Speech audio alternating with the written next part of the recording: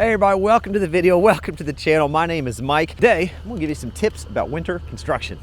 And this is the Kleeman channel. If you're from the Captain Kleeman channel, this is our second channel. We're gonna do a little bit shorter videos, some kind of tip videos from time to time, working on equipment from time to time, maintenance of equipment, the smaller things that keep the main channel running.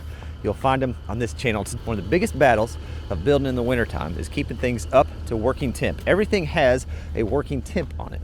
Stuff like adhesive tape, construction adhesives, epoxy anchors for concrete, the zip tape that goes on the wall itself, even the batteries when we're trying to get them to charge. They all have a temperature they like to be, and normally it's above freezing in that kind of area. Although I've been told the working temp for this is 0 degrees. So we're gonna find that out today on the main channel. If you want to check it out, by the way, this is what we're building on the Captain Kleeman channel. It's a boat-shaped rental cabin. Now, even though I don't work construction full-time anymore, I did work construction 5 years full-time in home construction, new home construction, and we built year-round through the season. And here's a few tips I've got for you that worked well for us on how to keep this stuff warm. Probably the most common option and the simplest option is once we started getting into the teens temperature-wise, we always had a truck running. Just be prepared. Have it full of gas. It doesn't burn a crazy amount of gas when she sits there and idles, but we'd have the truck running full blast on heat, and the adhesives and tapes and the batteries that we weren't using would just stay in there to keep that stuff warm. Pretty simple option, but there are some other things as well that you don't have to leave the truck running for. Now, the type of home construction we used to do, we did ICF. Oh gosh, generator's frozen to the ground. We did ICF home construction, insulated concrete forms. One of the other things we do, if we had a generator running, we would stack some blocks around that ICF on the exhaust side of that generator, lay a piece of plywood across the top,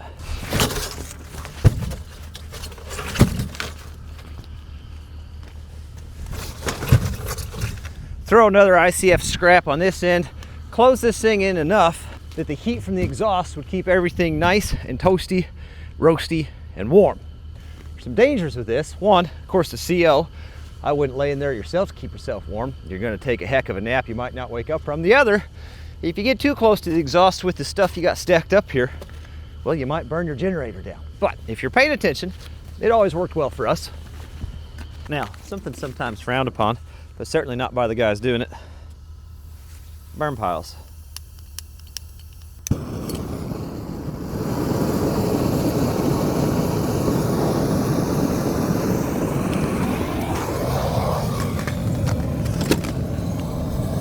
I don't know what it necessarily is about having a burn pile on a cold day, but it just gives a fella a little bit of hope.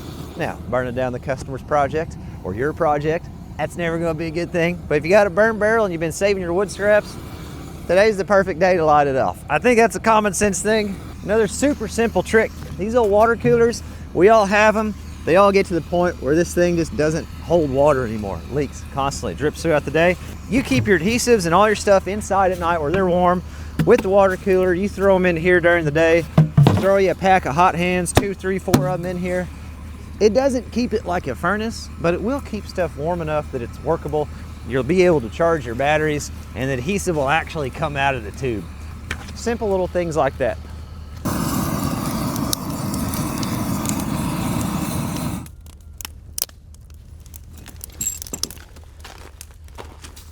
The other thing that's almost essential wintertime building, a good weed burner. Not only for getting your fire going, but things like this deck joist tape. The other day we were installing this deck joist tape. It was a little frosty, it was a little wet. With the weed burner, we just went down the top of the joist, burnt that frost off, got it dried out so we could actually do a good application of that joist tape. If we're not doing that, we're laying it down on top of the frost or water, and then we're gonna end up with problems in the long run, or it's just gonna be a pain in the butt to work with. But a good weed burner goes a long way, also for thawing things out.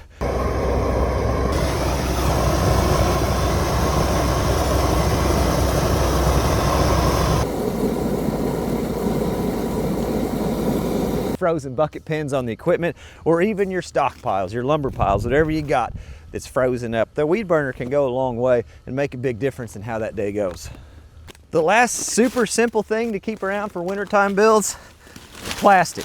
If you're pouring concrete, pay attention to any snow or ice that's coming in. It's a lot easier to put plastic over your pour sweep the bulk of it off, and then pull the plastic off to get all the debris off of your good pour that you need to do, than it is to go in there and try to shovel underneath all the rebar. A $100 roll of plastic can go a long way in whether or not you're getting anything done the day that that snow comes. One of the biggest things about working in the wintertime is just setting your expectations correctly. It's going to take you longer. Be prepared to be patient and have the mindset, have your expectations of what you're actually going to be able to get done that day, because it's going to take you a little bit longer. So plan accordingly. Just some super simple, probably common sense tips. If you've worked outside before, you've probably used most of them. But if you haven't worked out and you got some projects coming up this winter, maybe some of those will help you out. Luckily, the truck's nice and warm for me. I'm going to head back to the house. Can't thank you guys enough for watching. I hope I get to see you on the next one. I don't know what it's going to be. Here's a bonus tip. Careful when you're pulling on your handles and it's icy out. You'll break your handle off.